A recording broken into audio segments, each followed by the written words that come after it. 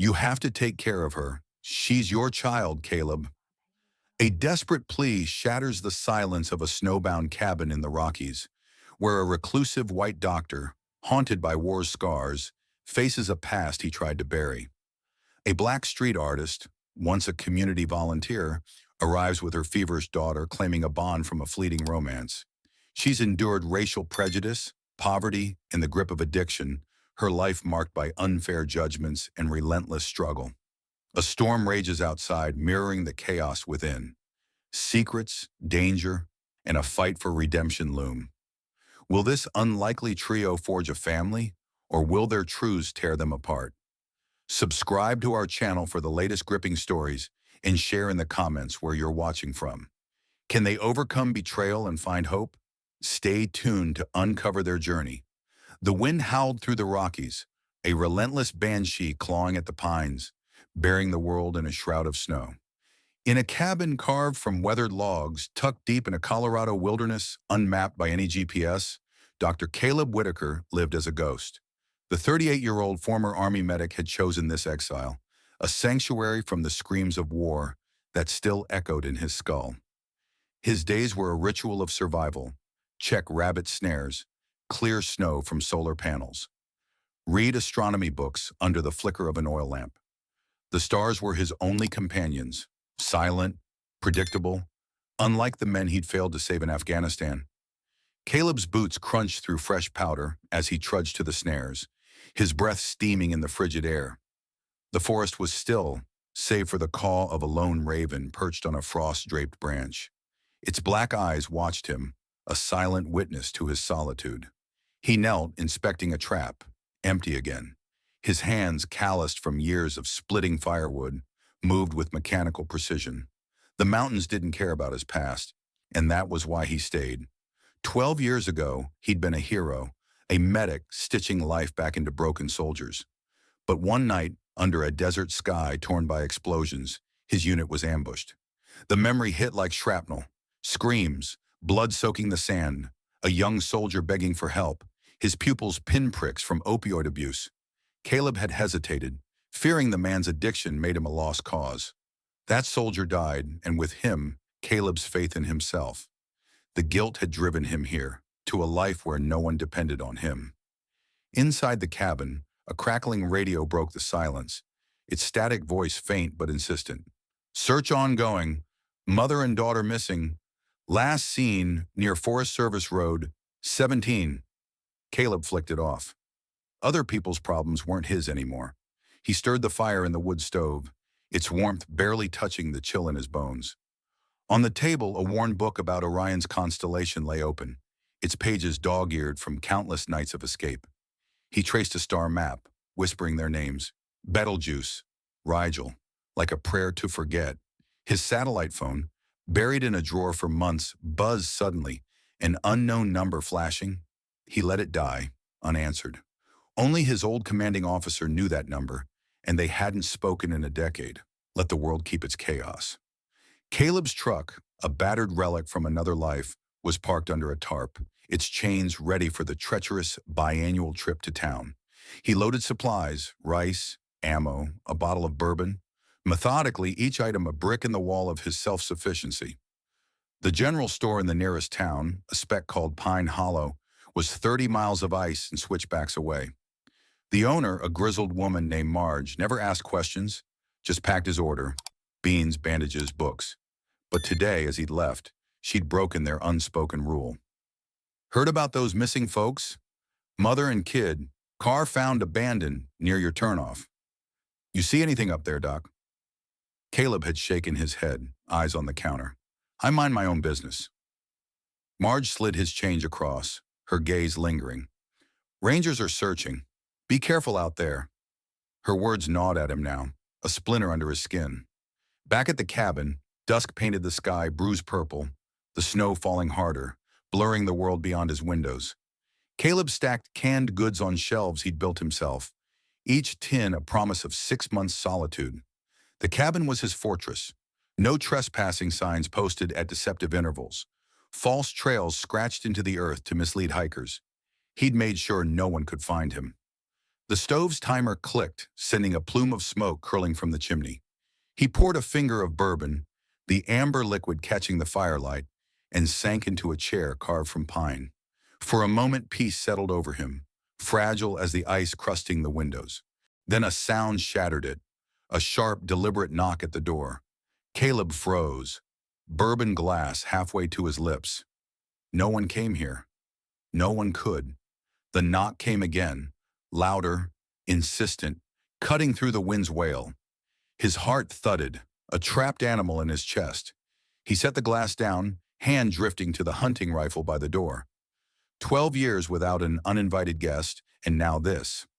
"Who's there?" he called, voice rough from disuse. No answer, only the wind and another knock, desperate now. He cracked the door, rifle in hand, and peered into the storm. A woman stood on his porch, her dark skin stark against the snow, auburn hair spilling from a knitted cap. She was tall, slender, her coat dusted with ice. Beside her, a girl, maybe 10, shivered in a too large jacket, her face pale, eyes glassy with fever. The woman's gaze locked onto his, fierce and unyielding. "Caleb Whitaker?" she asked, voice steady despite the cold. He nodded, wary. "I'm a volunteer from Portland, 13 years ago. You were a medic. We knew each other." Her words hit like a grenade, memories of a brief, reckless romance flashing. Laughter, paint-stained fingers, a fleeting escape from war's shadow. He shook his head. "I don't know you." "You have to take care of her," she said, pulling the girl closer. "She's your child, Caleb." The words detonated in his chest, stealing his breath. The girl coughed, a wet, rattling sound. Her eyes, gray-green like his mother's, like his own, meeting his with quiet intensity. Impossible. He'd left no one behind, built no ties. Yet those eyes, they were a mirror to his past, a past he'd buried under snow and silence. "She's sick," the woman pressed. "And I'm dying, heart condition. You're all she has left." Her voice cracked, desperation bleeding through. Caleb's grip tightened on the rifle, instincts warring. Every fiber screamed to shut the door, to keep his fortress intact. But the girl's cough echoed, a medic's training stirring. He couldn't let a child die on his doorstep, not again. "Get inside," he growled, stepping back. "But I want answers." The woman nodded, guiding the girl into the cabin's warmth. As they crossed the threshold, Caleb caught the girl's gaze again, those uncanny eyes boring into him. A question lodged in his throat, unspoken. Could she really be mine? The storm raged on outside, sealing them in with secrets that would unravel everything. The cabin door thudded shut behind them, sealing out the storm's fury and trapping Caleb in a warmth that felt suddenly oppressive. The air hung heavy with the scent of wood smoke and damp wool, the fire's crackle a stark counterpoint to the pounding of his heart. He watched as the woman, Nia she'd called herself, helped the girl out of her oversized coat, revealing a slender frame bundled in a sweater adorned with faded stars. The child, Zuri, coughed again, a sound that sliced through him like a scalpel, stirring instincts long dormant. "Sit by the fire," he ordered, his voice gruff, masking the turmoil inside. He wasn't ready for this, for them. But as a medic, he couldn't ignore the fever-flushed cheeks or the labored breathing. Duty overrode doubt. Nia guided Zuri to the hearth, her movements protective, almost fierce. "Thank you," she murmured, her dark eyes meeting his, holding a plea he couldn't quite decipher. Caleb busied himself at the kitchen counter, pulling out his medical kit. A relic from his army days, stocked with antibiotics, thermometers, and bandages. He approached Zuri cautiously, as if she were a wild animal that might bolt. "Open your mouth," he said, sliding the thermometer under her tongue.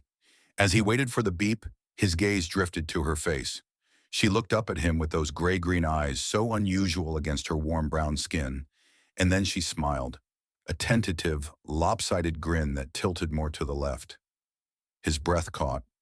It was his smile, the one his mother had called crooked charm, captured in faded photos from his Idaho childhood. Coincidence, or something more? He shook off the thought, focusing on the thermometer. 100.8 degrees. Fever's up, but not critical. Bronchial infection likely. I'll start antibiotics. Zuri nodded solemnly, her braids swinging like a pendulum. Mom says medicine is like soldiers fighting germs. Caleb glanced at Nia, who offered a weak smile. She's smart for her age. He measured out a child's dose of amoxicillin, mixing it with water in a tin cup. Swallow this. It'll help. As Zuri drank, he listened to her lungs with a stethoscope, the familiar routine grounding him. Congested, but no pneumonia. She needs rest, warmth, fluids. No going outside until the fever breaks. Nia's shoulders sagged in relief. We've been traveling for days. The car broke down in the snow. We followed old trails. Caleb grunted, not pressing for details yet. He wasn't ready to dive into her claims. The evening stretched like taffy, awkward and sticky. Caleb prepared a simple meal, stew from canned venison and dried herbs, while Nia helped Zuri settle on his cot, tucked into the alcove that served as his bedroom. He'd sleep on the floor by the stove, a narrow chair bed for Nia. As they ate in silence, broken only by Zuri's occasional cough, Caleb stole glances at the girl. Her hands, small and precise, gripped the spoon with a focus that mirrored his own meticulous habits. You like drawing? He asked, nodding to the sweater star pattern. Zuri's eyes lit up. Yeah, Mom's an artist. She paints streets in the city, makes murals about stars and dreams. Nia interjected softly. Community volunteer work, back in Portland. That's how we met. You were there for a medical outreach. Caleb's fork paused midair. Portland, 13 years ago, a blur of post-deployment haze, a brief fling with a vibrant artist amid the chaos of readjusting to civilian life. Laughing eyes, paint-flecked skin, nights forgetting the war. But a child? He'd deployed again soon after. Cut ties. I don't remember much, he lied, voice tight. After dinner, Zuri's energy waned, but curiosity sparked. Can you teach me something doctory? She asked, her lopsided smile flashing again, tugging at him like a hook. Caleb hesitated, then pulled out bandages from his kit. Basic first aid. Wrap a sprain like this. He demonstrated on his own arm, twisting the cloth in a double knot pattern he'd improvised in the field. A twist lock, he called it, efficient for holding under pressure. Zuri watched intently, then tried it herself on a rolled towel. Her small fingers moved with surprising dexterity, replicating the twist exactly. Like this? She asked. Caleb stared. It was precise, down to the final loop. Where'd you learn that? Zuri shrugged. Mom taught me. Said it was from a special doctor who saved people in the desert. Nia avoided his gaze, busying herself with dishes. A chill ran down Caleb's spine, not from the draft, but from the impossibility. He'd shown that technique to only one person, her, in Portland, during a lazy afternoon chat about field medicine. How could the kid know? The fire died to embers as night deepened, the storm's roar a constant lullaby. Nia read to Zuri from a worn paperback, The Secret Garden, her voice soft and melodic, weaving tales of hidden worlds blooming anew. Caleb sat apart, sketching idly in a notebook, constellations, always constellations, to steady his nerves. Orion's belt stared back from the page, a hunter in the stars. Zuri, propped on pillows, glanced over. That's Orion. Mom says it's the best one, 'cause it's strong and watches over lost things. Caleb's pencil stilled. Your mom told you that? Zuri nodded. She said my dad liked it because stars aren't alone. They connect in patterns. His throat tightened. He'd whispered exactly that to Nia one night, under Portland's cloudy skies, sharing how the stars had been his anchor in the Afghan deserts, a map when everything else was lost. Nia met his eyes then, a flicker of vulnerability. She's got a good memory. Caleb's mind raced, pieces slotting together like a puzzle he hadn't wanted to solve. The eyes, the smile, the twist lock. Now Orion, echoes of himself, woven into this stranger's child. But doubt lingered, a shadow in his gut. Nia wasn't telling everything. Her story about the heart condition felt rehearsed, her fatigue too erratic for a simple ailment. Why now? He asked quietly after Zuri drifted to sleep. Nia sat by the fire, her profile sharp in the glow. I'm a single mom, black in a city that doesn't make it easy. Prejudice at every turn, jobs that pay scraps, neighbors who judge, systems that see me as a statistic. After the accident, Pain meds helped at first, but life piled on. Parents disowned me for keeping her. No siblings, no safety net. When the doctor said my heart was failing, genetic, they think, I knew I had to find you. For her. Her voice cracked, raw with truth and something hidden. Caleb studied her, the artist he'd known briefly, now worn by years he hadn't shared. And if she's mine? Nia's eyes flashed. She is. Look at her, Caleb. Really look. The question hung between them, unanswered. Caleb rose, pacing the cabin's confines. Outside, the wind moaned, but inside, a different storm brewed. Doubt versus dawning belief. Those eyes weren't coincidence. The smile, the stories, they pulled at him like gravity. If Zuri was his, what had he missed? A decade of first steps, laughter, life. The thought terrified him, a crack in his armored solitude. You can stay a few days, he conceded finally, his voice low. Until she's better, then we talk proof. Nia nodded, gratitude mixing with resolve. As he settled on the floor staring at the dying fire, Caleb's mind whispered, if she's my daughter, what have I lost?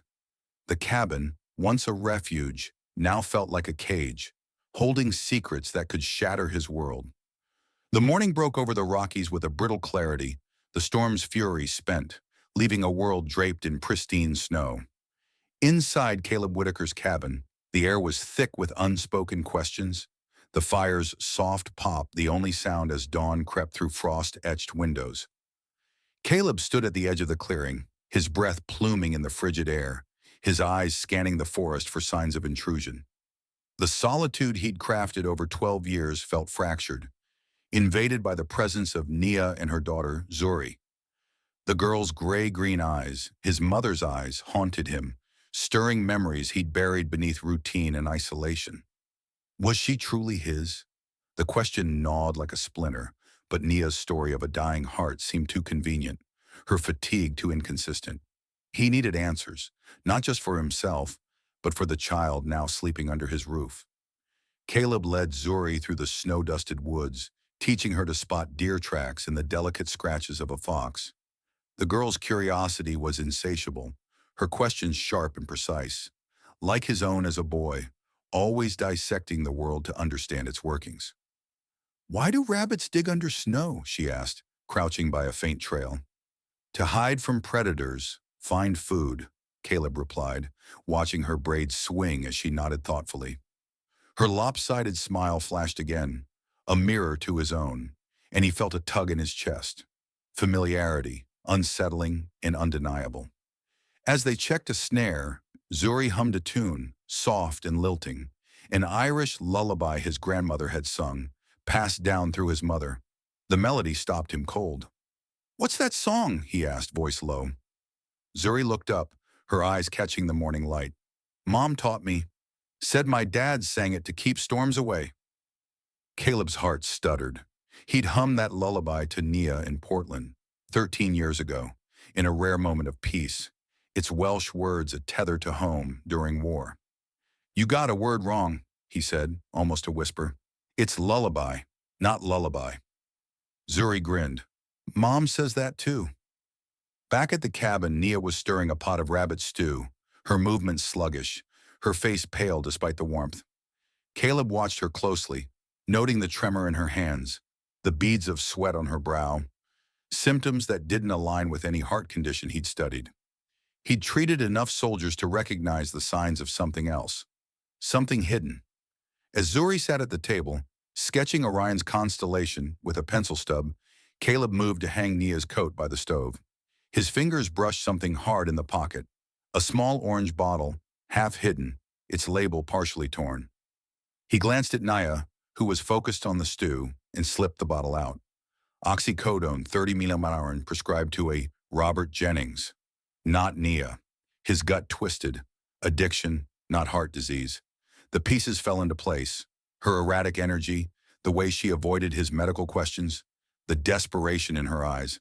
Caleb set the table, his mind racing, keeping his expression neutral. Zuri chattered about the fox tracks, her enthusiasm a stark contrast to the tension coiling in him. Mom says I notice too much, she said, passing him a bowl. Like how she gets tired some days, needs extra rest. Caleb's jaw tightened. He'd seen kids in war zones, hyper-vigilant, watching adults for signs of collapse. Zuri was the same, guarding her mother's secrets without fully understanding them. After lunch, he sent Zuri to check the woodpile, a task to keep her busy. He turned to Nia, holding up the bottle. "This isn't yours, and you're not dying of heart failure, are you?" His voice was low, controlled, but sharp as a blade. Nia froze, her eyes darting to the bottle, then to him. For a moment, she seemed to shrink, the fierce artist replaced by someone cornered. "Caleb, I can explain," she started, but he cut her off. "No more stories. The truth. Now." Her shoulders slumped, and she sank into a chair, hands trembling. "It started after a car accident 4 years ago. Broken ribs, shattered vertebrae. They gave me painkillers, oxycodone. I couldn't stop. When the prescriptions ran out, I found other ways. I tried rehab twice, but it didn't stick. I'm not proud of it." Her voice broke, raw with shame. "I came here because I'm losing her, Caleb. Child Protective Services is circling. I lied about the heart condition because I thought you'd turn us away if you knew I was an addict." Caleb's fists clenched, anger warring with pity. "You used your daughter to manipulate me, dragged her through a blizzard to a stranger's cabin, all to hide your addiction?" Nia's eyes flashed, defiant despite her tears. "I did it to save her. She's your daughter, Caleb. I raised her alone. Through evictions, judgment, people looking at a black single mom like I was trash. My parents cut me off when I kept her. I had no one. When I heard you survived the war, I tracked you down. For her." Caleb paced, the cabin walls closing in. "How do I know she's mine? Those eyes, the song, they could be tricks." Nia pointed to Zuri, now stacking wood outside. "Look at her hands, the way she tilts her head when she thinks. You see yourself in her, don't you?" He did. The evidence was mounting. Her eyes, his mother's, the smile his own, the lullaby, a fragment of his past only Nia could know. But proof wasn't enough. He needed certainty. "I'm taking her hair," he said, voice hard. "I've got a magnifying glass, basic tools. I'll check the structure against mine." Nia nodded, resigned. "Do it, but you'll see." Caleb crossed to the alcove where Zuri's coat lay and plucked a strand from her hood, his hand steady despite the storm in his mind. Under the magnifying glass, the hair's texture matched his. Fine, slightly wavy, a rare trait. His breath hitched. Not conclusive, but another piece locking into place. Zuri returned, cheeks flushed from the cold, and sensed the tension. "Did I do something wrong?" she asked, her gray-green eyes searching his. Caleb softened. "No, kid, just grown-up talk." Nia forced a smile, but her hands shook as she stirred the stew again. Caleb knew he couldn't let this lie fester. "You've got two choices," he said to Nia, his voice low so Zuri wouldn't hear. "You detox here under my watch, with my medical training. Or you leave, and Zuri stays until you get clean somewhere else. Decide by morning." Nia's eyes widened, fear and resolve clashing. "You'd take her from me?" Caleb leaned in, his gaze unyielding. "I'd protect her. If she's mine, she deserves that." As Zuri climbed onto the cot, clutching her mother's book, Caleb watched from the shadows, the lullaby's melody echoing in his head. The girl's face, so like his own, was a question he could no longer dodge. If she was his daughter, he'd missed 10 years of her life. 10 years he could never reclaim. The cabin, once his refuge, now pulsed with a truth he wasn't ready to face. Nia met his eyes across the room, her expression a plea and a challenge. "For her," she whispered. Caleb turned away, the weight of her words settling like snow, heavy and inescapable. The cabin's walls seemed to pulse with the storm's relentless howl, the Rockies' winter sealing Caleb Whitaker's world in a cocoon of snow and secrets. Inside, the air was thick with the scent of willow bark tea and antiseptic, the fire's glow casting shadows that danced like specters across the rough-hewn logs. Nia Jackson sat hunched on a pallet by the stove, her dark skin slick with sweat, her hands trembling as if caught in an invisible current. The oxycodone's grip was loosening, but at a brutal cost. Her body was a battlefield, fighting to reclaim itself from years of dependency. Caleb, the reclusive doctor, stood watch, his medical kit open, his eyes sharp with a medic's focus, but clouded with doubt. Zuri, the 10-year-old girl with his gray-green eyes curled in the alcove, her small frame tense, clutching a worn copy of The Secret Garden, the ultimatum he'd delivered, detox or lose her daughter, hung heavy, a guillotine waiting to fall. Caleb moved with precision, brewing more tea to dull Nia's fever, mixing a rehydration solution from salt and sugar to combat the dehydration he knew was coming.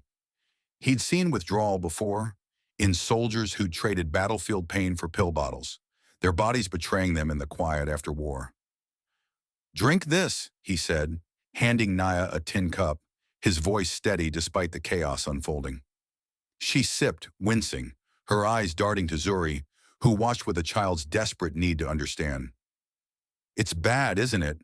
Zuri whispered, her voice small against the storm's roar. Caleb knelt beside her, softening his tone. "Your mom's body is fighting to get better, like when you had a fever, but tougher. We'll help her through it." Zuri nodded, but her fingers tightened on the book, her lopsided smile, his smile nowhere to be seen. As night deepened, Nia's symptoms worsened. She shivered violently, then burned with sweat, her muscles cramping until she gasped, curling into herself. Caleb administered an over-the-counter anti-inflammatory from his supplies, calculating doses with the precision of a man who'd once held lives in his hands. "Breathe slow," he instructed, pressing a damp cloth to her forehead. Nia's eyes, wild with pain, met his. "I'm not weak," she hissed, voice raw. "I know," Caleb replied, but his mind flashed to Afghanistan. A soldier, pupils pinpricked, begging for relief he'd refused, fearing addiction's unpredictability. That choice had cost a life, and the guilt had driven him to this mountain. Now here was Nia, fighting the same demon he'd judged too harshly. "You're stronger than you think," he said, the words as much for himself as for her. Zuri, unable to sleep, slipped from the alcove, her braids swinging as she approached with a cup of tea she'd warmed herself. "I added honey, Mom, like you do for me." Nia managed a weak smile, her hands shaking as she took the cup. "You're my brave girl," she murmured. Zuri began to hum the Irish lullaby Caleb had recognized, its melody a fragile thread connecting them. Caleb's chest tightened. He'd sung it to Nia 13 years ago, a fleeting moment of peace before war reclaimed him. That Zuri knew it, that Nia had passed it on, was a quiet confirmation of their shared blood. He turned away, busying himself with medical notes to hide the emotion threatening to crack his stoic facade. The fire's glow dimmed as midnight loomed, and Nia's withdrawal turned vicious. She writhed, clutching her stomach, her breathing ragged. "It's like knives," she gasped, tears streaming. Caleb checked her pulse, racing, but not dangerous yet. "This is the worst of it," he said, voice calm, though his own memories clawed at him. Soldiers screaming, blood pooling, his hands useless. He pushed the images down, focusing on Nia. "You're through 24 hours, keep going." Zuri, sitting cross-legged nearby, began to sing the lullaby louder, her clear voice cutting through Nia's pain. Caleb joined in, his low baritone hesitant but steady, the Welsh words clumsy after years of disuse. For a moment, Nia's trembling eased, her eyes locking on her daughter. Then Caleb, a flicker of gratitude amidst the agony. The moment shattered when Nia's phone, left on the table, buzzed violently, its screen lighting up with an unknown number. Caleb grabbed it, his gut twisting. "Who's calling you out here?" Nia's eyes widened, panic flashing. "Don't answer," she whispered, voice hoarse. But Caleb hit the speaker, and a man's voice cut through, cold and menacing. "Nia, you owe me $5,000. I know you're hiding in those mountains with your kid. Pay up, or I come for her." The line went dead. Zuri froze, her song dying in her throat. "Who was that, Mom?" she asked, voice trembling. Nia shook her head, curling tighter. "Nobody. Just nobody." Caleb's jaw clenched. He'd heard threats like that before, in war zones where desperation bred predators. "A dealer?" he demanded, low enough for only Nia to hear. She nodded, shame flooding her face. "Vince. I bought pills from him. After the prescription stopped. Caleb's anger surged not just at Nia, but at himself. He'd failed a soldier once, judged him for addiction, and now history was circling back. "You brought this to my door," he growled, but his eyes flicked to Zuri, her small frame huddling closer to her mother. He couldn't fail her, too. "We're locking this place down," he said, moving to bolt the door, checking the rifle by the window. The storm would keep anyone at bay for now, but the threat lingered, a shadow darker than the blizzard outside. He turned to Nia, his voice hard but resolute. "You fight through this. For her. I'll handle the rest." Zuri, sensing the shift, crept to Caleb's side, her eyes wide but determined. "You'll keep us safe, right?" she asked, her voice a mix of fear and trust. Caleb looked down, those gray-green eyes piercing him, his own eyes staring back. "Yeah, kid," he said, the words a vow. "I will." He handed her a blanket, guiding her back to the cot. "Try to rest. Your mom needs you strong tomorrow." As Zuri settled, Nia met Caleb's gaze, her voice barely audible. "I didn't mean to drag you into this. But she's worth it, Caleb. You know she is." He didn't answer, but the truth settled in his bones. Zuri was his daughter, and this fight was now his too. The cabin's walls seemed to close in, the fire's warmth no match for the cold dread creeping through him. Caleb sat by the stove, rifle within reach, his medical notes forgotten. He'd come here to escape responsibility, to flee the ghosts of failure. But now, with a child who carried his blood and a woman battling her demons, escape was no longer an option. Outside, the wind screamed, but inside, a quieter storm raged. Nia's pain, Zuri's fear, and Caleb's dawning realization that he was no longer just a fugitive. He was a father, and the weight of that truth was heavier than any war he'd ever faced. The storm's fury battered the cabin like a vengeful god, winds screaming through the Rockies, hurling snow against the logs in relentless assaults. Inside, the fire sputtered defiantly, its orange glow a fragile beacon in the encroaching darkness. Caleb Whitaker paced the narrow confines, his shadow stretching long and distorted across the walls, a sentinel in this makeshift fortress. Nia Jackson lay curled on her pallet, her body a tempest of its own, shaking with chills one moment, drenched in sweat the next, her withdrawal from the opioids reaching its savage peak. Her breaths came in ragged gasps, her dark skin glistening under the lamp's dim light, eyes wild with hallucinations that clawed at her sanity. Zuri, the child with eyes like mountain streams, huddled nearby, her small hands clenched around a blanket, watching her mother with a mixture of fear and fierce love. The cabin, once Caleb's solitary haven, now thrummed with tension, the outside storm mirroring the chaos within. Nia bolted upright suddenly, scratching at her arms with frantic nails. "They're under my skin," she moaned, voice hoarse and broken. "Bugs, crawling, biting. Get them out, please." Her eyes darted, unfocused, seeing horrors born of chemical deprivation. Caleb knelt beside her, his medic's instincts kicking in like muscle memory. "There's nothing there," he said firmly, gripping her wrist to stop the scratching. "It's the withdrawal, your brain misfiring. Breathe through it."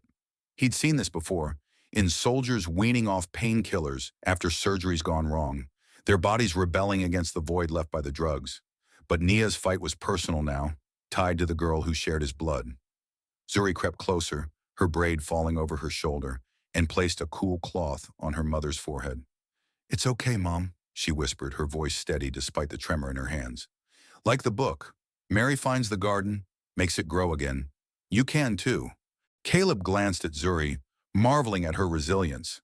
Those gray-green eyes, inherited from his Irish grandmother, held a depth beyond her years.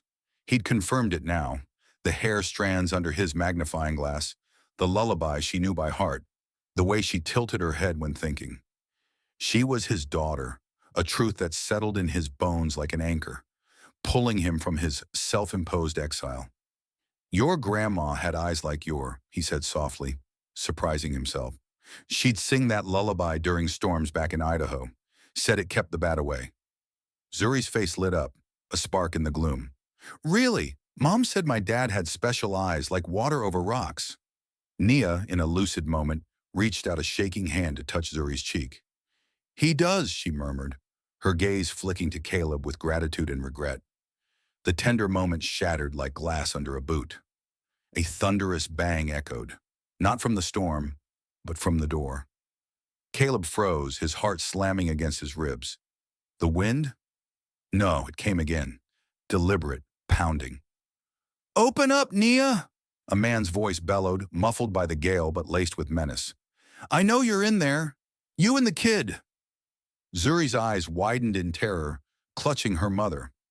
Caleb grabbed his rifle from beside the door, chambering around with a sharp click.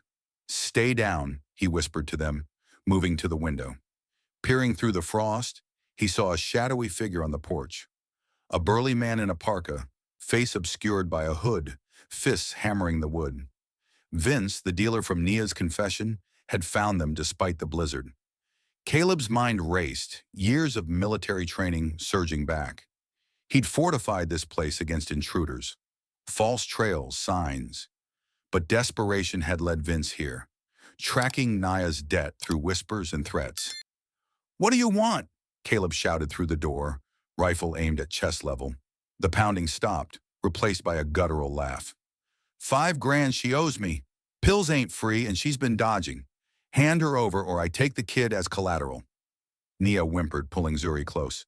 "Don't let him in," she begged, her body convulsing with a fresh wave of cramps. Caleb's grip tightened on the rifle. Flashbacks hitting hard. Afghan nights, enemies at the wire, choices that meant life or death. He cracked the door an inch, barrel poking through. "Leave now, or I shoot," he warned, voice cold steel. Vince lunged, shoving at the door, but slipped on the icy porch. A sickening crack echoed as he fell, his leg twisting unnaturally beneath him. He howled in pain, rolling in the snow. "My leg, you bastard, it's broken." Caleb hesitated, the medic in him warring with the protector. He couldn't let a man die on his doorstep. Not again. Not like that soldier he'd abandoned. "Stay put," he told Nia and Zuri, stepping out into the biting wind. Vince lay clutching his thigh, face contorted in agony, blood staining the snow from a compound fracture. Caleb slung the rifle over his shoulder and knelt, assessing the damage. "Bones through the skin. You're lucky it's not an artery." Vince spat, glaring up. "Who the hell are you? Her new mark?" Caleb ignored him, dragging the man inside despite the risk, the storm's chill nipping at his heels. Zuri gasped as Caleb hauled Vince in, laying him by the fire. Nia recoiled, eyes wide with horror. "What are you doing?" she cried. Caleb grabbed bandages and splints from his kit. "Saving his life. Can't have him freezing out there." He worked swiftly, cleaning the wound with antiseptic, aligning the bone with a grunt from Vince, then splinting it tight. Vince groaned, sweat beading on his brow. "You think this makes you a hero? She's a liar, you know. Sold me fake paintings to score pills. Art for addicts, she called it. Probably spinning some sob story to you, too." Caleb's hands paused, the words striking like a blow. Fake paintings? Nia's art? Her supposed livelihood? A front for her habit? He looked at her, doubt creeping back. "Is that true?" Nia sobbed, shaking. "I was desperate. For Zuri, for the pain. I wanted her safe, away from this." Vince laughed weakly, wincing. "Safe? With you? You're a mess, Nia, and now I'm here because you ran." Caleb tied off the splint, his mind whirling. Vince's revelation cracked the fragile trust he'd built. Nia's lies ran deeper, her motives tangled in addiction's web. But Zuri's face, pale and frightened, anchored him. "You came for money," Caleb said to Vince, voice lethal. "But you're leaving in cuffs." He moved to the radio, crackling through static to call the Rangers. "Intruder at my cabin, injured. Possible criminal. Send help." Vince cursed, trying to rise, but Caleb pinned him with a boot. "Don't move." Zuri edged forward, her voice small but brave. "I believe you, Mom, even if you messed up." Nia reached for her, tears streaming. "I'm sorry, baby. I just wanted you to have a dad. A family." Caleb watched them, the storm outside paling against the one in his heart. Vince's words stung, but Nia's fight, Zuri's faith, they pulled him in. He'd gambled on them, and now danger was at his door. The radio hissed a response. Help en route, but the storm would delay. Caleb barred the door anew, rifle ready, the cabin a siege hold. Vince lay, groaning, Zuri clung to Nia, and Caleb stood guard, the weight of his choices heavier than ever. In this blizzard of betrayal and blood, he realized, family wasn't chosen. It crashed in like a storm, demanding you weather it. The dawn broke over the Rockies with a cruel, pale light, the storm's rage reduced to a low moan, leaving the world buried in snow. Inside Caleb Whitaker's cabin, the air was heavy with the scent of antiseptic and fear, the fire's embers casting a feeble glow across the chaos. Nia Jackson lay on her pallet, her body trembling less violently now, the worst of her opioid withdrawal subsiding, but her eyes still flickered with exhaustion and shame. Caleb sat nearby, his medic's kit open, his hands stained with Vince's blood from the night before. The dealer, now splinted and subdued, lay in the corner, his breathing shallow, his threats silenced by pain, and Caleb's radio call to the Rangers. Suri, the 10-year-old with Caleb's gray-green eyes, sat clutching her mother's hand, her small frame taut with worry. The cabin, once a refuge from the world, was now a crucible, forging a fragile family in the heat of crisis. Caleb checked Nia's pulse, still rapid but steadier than yesterday. "You're through the peak," he said, his voice low, steady, a lifeline in the chaos. "Keep drinking the rehydration mix. Your body's fighting hard." Nia nodded weakly, her dark skin glistening with lingering sweat. "I never thought I'd make it this far," she whispered, glancing at Zuri. The girl, her braid loose and tangled, offered a faint smile, but her eyes darted toward the corner where Vince lay. "Is he going to be okay?" she asked, her voice small. Caleb followed her gaze, his jaw tightening. "He'll live until the Rangers get here. Focus on your mom." But Zuri's curiosity, that relentless spark Caleb recognized as his own, wouldn't settle. "I want to see his leg," she said, standing. "I know first aid. Mom taught me." Caleb hesitated, his instinct to protect warring with the trust Zuri's words evoked. "Stay back," he warned, but she was already moving, her socks silent on the wooden floor. The snow outside gleamed through the window, a deceptive calm masking the ice beneath. As Zuri neared the door to the storage shed where Caleb had moved Vince for containment, a gust rattled the frame, and she slipped, her small body pitching forward onto the icy porch.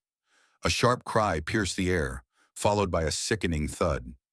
Caleb lunged, heart hammering, and found her crumpled in the snow, clutching her arm, her face twisted in pain.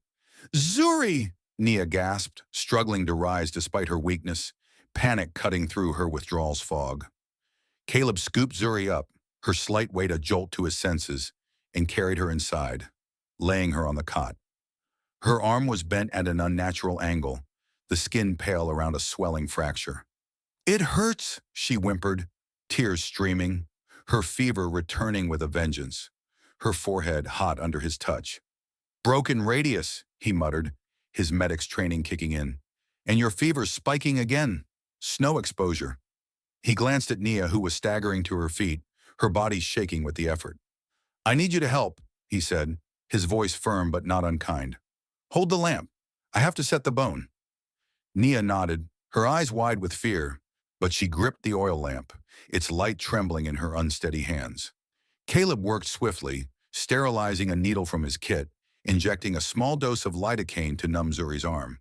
"Breathe, kid," he said, his voice a calm anchor as he aligned the bone with a gentle, practiced motion. Zuri gasped, her lopsided smile flickering through her pain.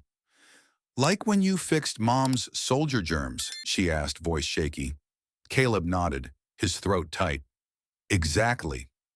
He splinted the arm with wood strips and gauze, his hands steady despite the storm in his chest. Nia held the lamp closer, her breathing ragged, fighting her body's craving to focus on her daughter. "You're doing great, baby," she whispered, her voice breaking. Zuri's eyes, those uncanny mirrors of Caleb's, locked onto his. "You're good at fixing things," she said, a quiet trust that pierced him deeper than any wound. As Caleb taped the splint, Zuri's fevered gaze shifted to her mother, and words tumbled out, raw and unfiltered. "I called them, Mom," she said, tears spilling anew. "The people who take kids away. I was scared you'd die. Like when you slept too long after the pills? Nia's face crumpled, the lamp shaking in her hands. You called CPS? She whispered, horror and guilt colliding. Caleb froze, the revelation a grenade in the room. When? He demanded, keeping his voice low to steady Zuri. Months ago, she admitted, her voice small. I heard you crying about losing me, about the drugs. I didn't want you to die. Nia sank to her knees beside the cot, sobbing. Oh, baby, I lied to protect you. I said I had a heart problem so you wouldn't worry. Caleb's anger flared, but he pushed it down, focusing on Zuri's fever. He wrapped her in a blanket, checking her temperature, 101.5 degree, climbing fast. We need to cool her down, he said, handing Nia a damp cloth. And keep her hydrated. Nia, despite her trembling, pressed the cloth to Zuri's forehead, her maternal instinct overriding her pain. I'm so sorry, she whispered. I promised no more secrets, and I broke it. Zuri reached for her with her good hand, tears mingling with determination. I still love you, Mom, even if you messed up. Caleb watched, his heart twisting. This child, his child, carried a strength he hadn't seen in himself, not until now. The air grew heavier as Nia and Caleb locked eyes, a silent pact forming. We're family, Caleb said, the words emerging unbidden, a vow to Zuri as much as to Nia. We fix our mistakes together. Nia nodded, her voice barely audible. For her. Zuri, fighting pain and fever, began to hum the Irish lullaby, her voice frail but clear. Caleb joined in, his low baritone blending with Nia's shaky alto, the melody weaving a fragile bridge over their fractured past. The song soothed Zuri, her eyes drooping, but Caleb's mind raced. CPS was coming. Zuri's call, not the abandoned car, had led them here. The Rangers, delayed by the storm, would bring them soon, and Vince's presence complicated everything. Caleb checked Vince, still in the shed, his breathing stable but weak. The dealer's words echoed, fake paintings, Nia's lies. Doubt lingered, but Zuri's confession anchored him. She'd acted to save her mother, just as he was now. He returned to the main room, where Nia was singing softly, her hands steadying as she cared for Zuri. You're stronger than you know, he told her, echoing his words from the night before. Nia met his gaze, raw and open. I have to be, for her. Caleb nodded, the cabin's walls no longer a barrier, but a crucible, forging something new. Outside, the snow fell silently, a deceptive peace hiding the truth. Help was coming, but so was judgment. Zuri's broken arm, Nia's addiction, his own buried guilt.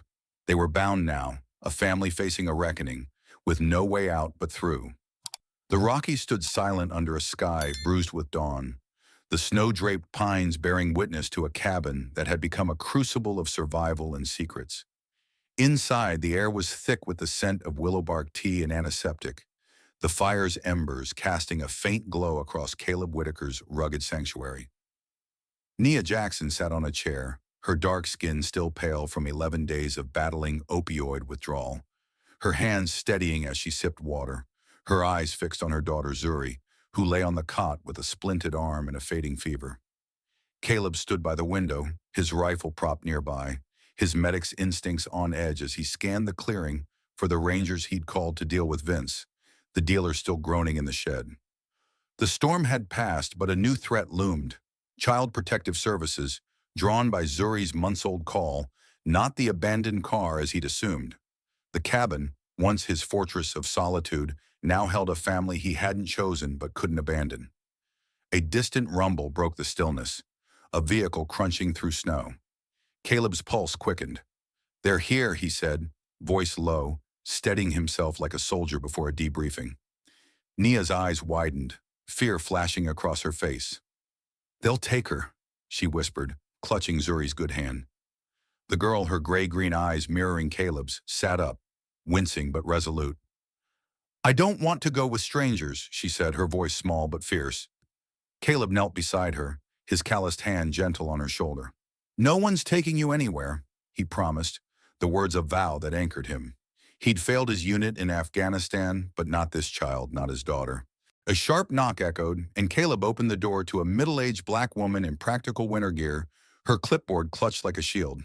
Patricia Reeves, Child Protective Services, she announced, her tone professional but warm, her eyes assessing the scene with a practiced calm. Behind her, a sheriff's deputy waited by a snow-dusted SUV, his presence a quiet reminder of authority. "Mr. Whitaker?" she asked. Caleb nodded, stepping back. "Come in. The deputy stays outside. This is a family matter." Patricia glanced at the deputy, who nodded and retreated, then entered, her boots leaving wet tracks on the floor. "I'm here about Juniper, Zuri, Thorne and her mother," she said, her gaze shifting to Nia and Zuri. "Their car was found abandoned, and a prior report raised concerns." Caleb closed the door, the cabin's warmth a stark contrast to the chill of scrutiny. "They've been here 2 weeks," he said. "Zuri had bronchitis. I treated her. Former Army medic. They needed shelter." Patricia's eyes softened as she looked at Zuri, her splinted arm and pale face. "And you're her father?" Caleb's jaw tightened, the truth now undeniable. "Biologically, yes. I didn't know until they showed up." Patricia nodded, jotting notes. "That's not in her records. We'll need to verify." She turned to Nia, her expression neutral but probing. "Ms. Jackson, you missed a school conference, and neighbors reported you and Zuri gone for days. Can you explain?" Nia's voice trembled, but she met Patricia's gaze. "I was desperate. I thought Caleb was dead. Military said he was MIA after an ambush. I raised Zuri alone, a black single mom, scraping by with art, facing judgment everywhere. Landlords, bosses, even my own family disowned me for keeping her. When I got sick, I tracked him down so she'd have a father." Her words faltered, and Caleb stepped in, sensing her distress. "She means addiction," he said, his voice steady but heavy. "Not a heart condition, as she claimed. Opioids from a car accident years ago.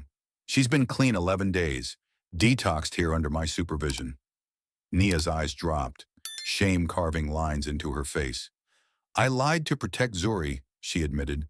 "I was scared CPS would take her." Patricia's pen paused, her expression unreadable, but her eyes held a flicker of recognition, a shared understanding Caleb couldn't place. "That's a serious disclosure," she said, turning to Zuri. "How do you feel about being here, Zuri? About your mom and your dad?" Zuri's voice was steady despite her pain. "I like it here. Caleb teaches me about the forest, first aid, stars. He helped Mom when she was sick. I want to stay with both of them." Her words, simple and raw, cut through the room. Caleb's throat tightened. Her trust, her belief in them, was a weight he both craved and feared. Patricia moved to a private corner with Caleb, her questions sharp but fair. "You've lived off-grid for 12 years. Why?" Caleb exhaled, the past clawing at him. "I was a combat medic. My unit died in an ambush. I was the only survivor. I couldn't handle the guilt, the memories. This place, it was my way to cope." He paused, meeting her gaze. "But Zuri changes that. I'm ready to do what's needed. Paternity tests, legal steps, whatever keeps her safe." Patricia nodded, her face softening. "PTSD is common among veterans. You've built structure here, but can you adapt for a child?" Caleb's voice was firm. "I will." Nia's interview followed, her voice barely audible through the closed alcove door. Caleb caught fragments: her accident, the pills, failed rehabs, her fear of losing Zuri to a system that often failed black families. When Patricia emerged, she spoke with Zuri alone, her tone gentle, encouraging honesty. Zuri's voice carried softly, recounting how Caleb fixed her arm, how Nia fought through sick days to be her mom. As Patricia inspected the cabin, food stores, medical supplies, Zuri's drawings of Orion, she made meticulous notes, her professionalism tempered by empathy. Finally, Patricia sat them down, her clipboard resting on her lap. "I was an addict once," she said quietly, her eyes on Nia. "Opioids after a surgery. I got clean, but it was hell. I see your fight, Miss Jackson, and it matters." Nia's tears fell, silent and heavy. "Based on today," Patricia continued, "I see a child who's healthy, cared for, and bonded with both parents. But there are issues: paternity verification, Zuri's education, and your recovery, Ms. Jackson. She turned to Caleb. Are you prepared to be her primary caregiver if Nia struggles?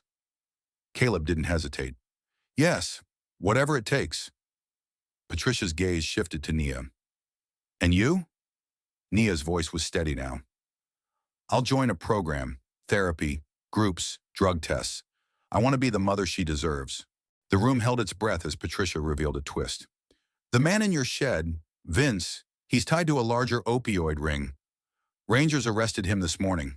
Ms. Jackson, your testimony could help dismantle it, but it's risky. Are you willing? Nia's hands shook, but she nodded. For Zuri, yes. Caleb's respect for her grew, a spark in the ashes of his doubt. Patricia closed her notebook. I'm recommending temporary joint custody with Caleb as primary due to your stability, Mr. Whitaker. Nia, you'll need recovery services. Zuri, school within 2 weeks. Follow up in 30 days. She stood, her smile faint but genuine.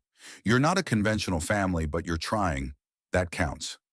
As Patricia left, the cabin exhaled, the weight of scrutiny lifting but leaving echoes of accountability. Caleb looked at Zuri, her splinted arm a reminder of their fragility, and Nia, her resolve a fragile flame. We'll move to town, he said, the decision final. For her. Zuri grinned, her lopsided smile a mirror to his own. Can we still look at stars, she asked. Caleb nodded, his heart no longer his own. The cabin, once his escape, was now a starting point, binding them in a fight for something greater than solitude. Family. The Colorado sky stretched wide and clear, stars piercing the early spring dusk above a small rented house on the outskirts of Pine Hollow. 6 months had passed since the storm that shattered Caleb Whitaker's solitude, and the Rockies' rugged peaks now loomed in the distance. No longer his prison, but a reminder of the life he'd left behind. Inside the modest home, the air carried the scent of fresh paint and cedar, a far cry from the cabin's wood smoke and isolation. Caleb stood at the kitchen counter, chopping vegetables for a stew, his calloused hands moving with a medic's precision. Nia Jackson sat at the table, sketching in a notebook, her dark skin glowing under the soft light of a lamp. Zuri, their 10-year-old daughter, sprawled on the living room rug, her splinted arm healed, her pencil tracing Orion's constellation on a sheet of paper. The house hummed with a quiet rhythm, a fragile harmony forged from chaos. Caleb glanced at Zuri, her gray-green eyes, so like his mother's, focused intently on her drawing. The past months had been a crucible, transforming his cabin from a hermitage into a starting point for this unlikely family. They'd moved to Pine Hollow under the watchful eye of Child Protective Services, following Patricia Reeves' recommendations. Joint custody, your Nia's recovery program, Zuri's schooling.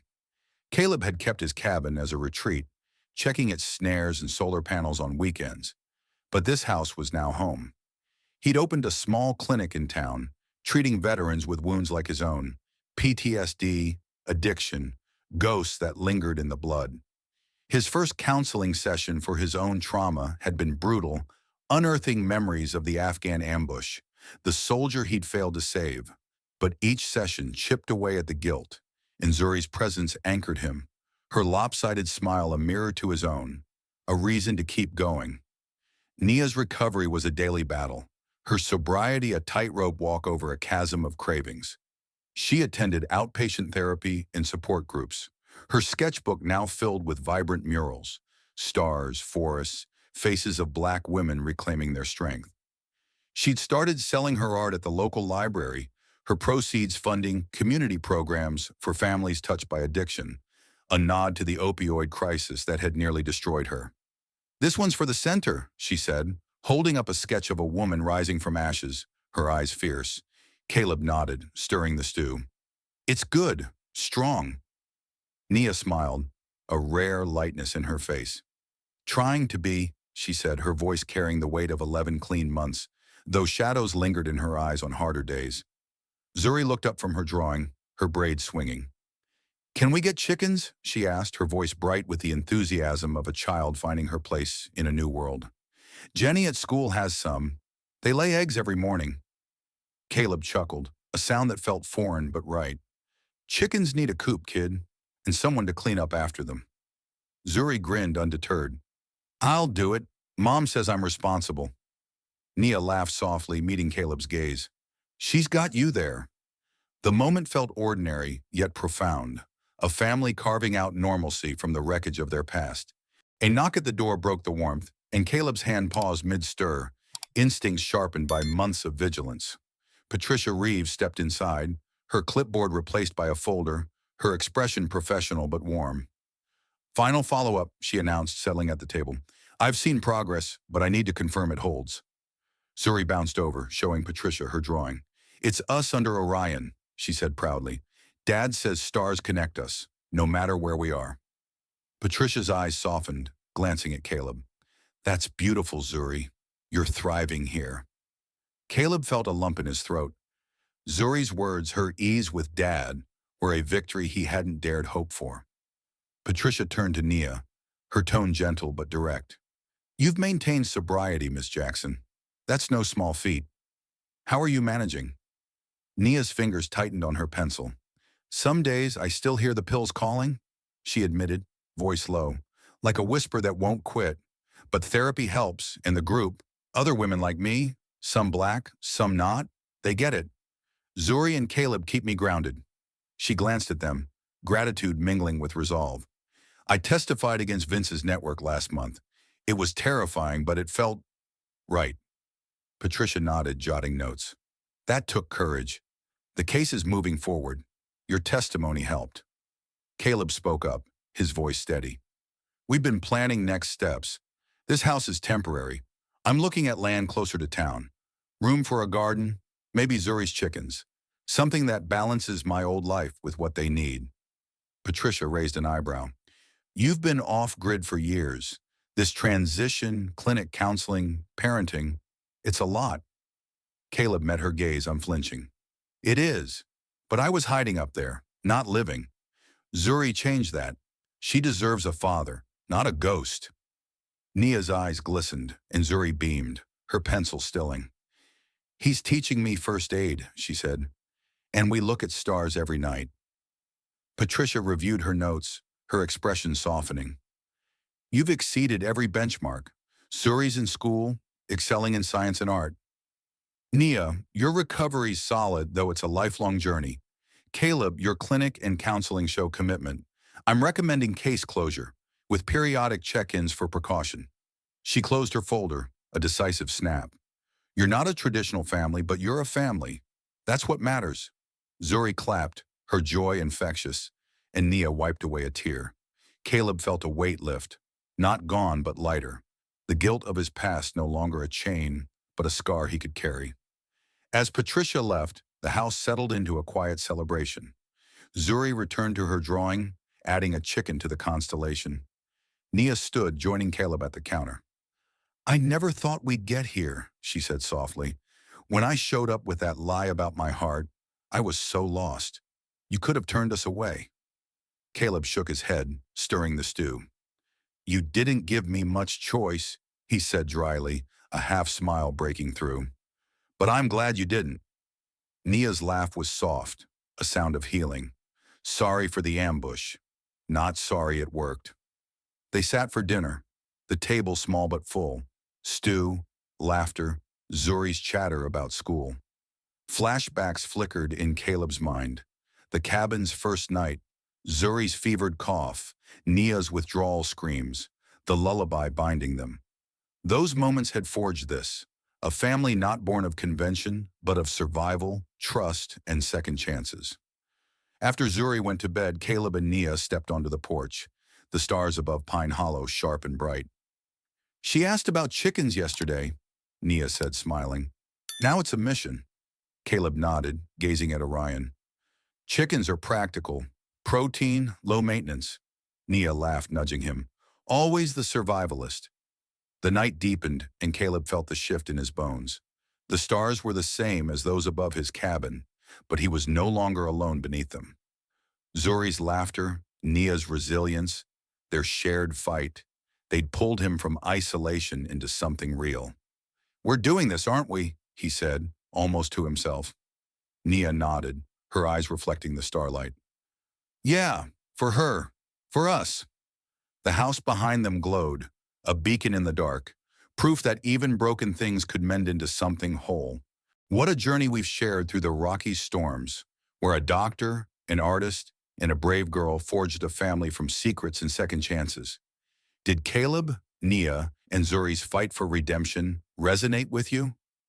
Maybe their story sparked thoughts on healing, trust, or the battles we face in silence.